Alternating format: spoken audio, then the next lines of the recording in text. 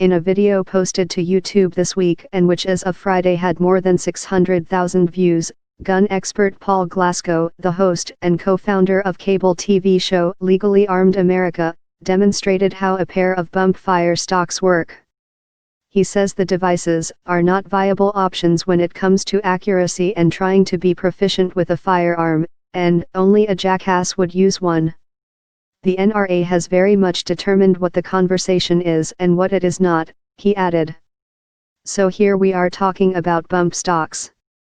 In a statement Thursday, the NRA offered vague support for cracking down on the accessories, saying that devices designed to allow semi-automatic rifles to function like fully automatic rifles should be subject to additional regulations.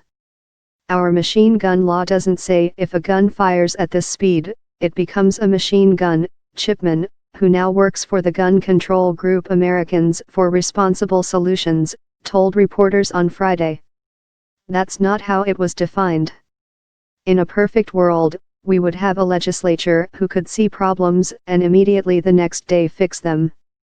They've essentially been making the slippery slope argument for several decades now, saying that any regulation at all is opening the door to highly restrictive legislation, usually that we are going to have to register our firearms and then they'll be confiscated, so we can't give up any ground, Melzer said.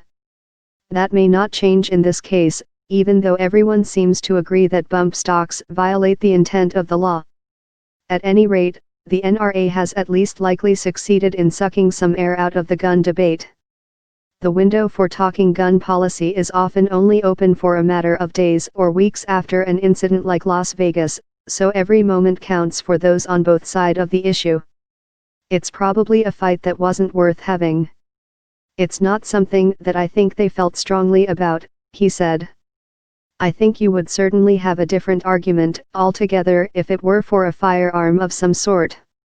Still, Mark Kelly, co-founder of Americans for Responsible Solutions, told reporters on Friday that the small act of banning bump stocks could hold significant political weight.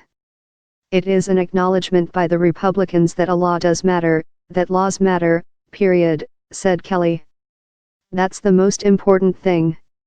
Even in the aftermath of mass gun death, sometimes the biggest victory anti-gun violence advocates can hope to achieve is a moral one.